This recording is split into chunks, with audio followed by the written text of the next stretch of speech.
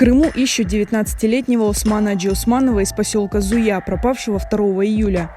На выходных волонтеры поисково-спасательного отряда «Лиза Алерт» вместе со знакомыми и близкими Османа провели осмотр территории в окрестностях соседнего села Кентугай, Литвиненково.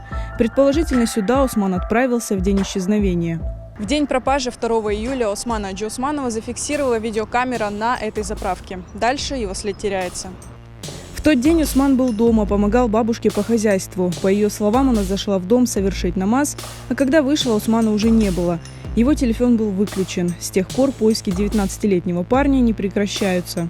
По ориентировкам результаты ориентировки не дали, то есть свидетельств никаких по парню нет. Версий, конечно, здесь может быть много, отрабатываются разные версии.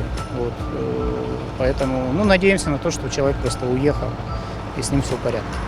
Волонтеры осмотрели зеленую зону в направлении села Кентугай. Поиски не принесли результатов, но поисковики обещают продолжать работу, пока Осман Аджи Усманов не будет найден.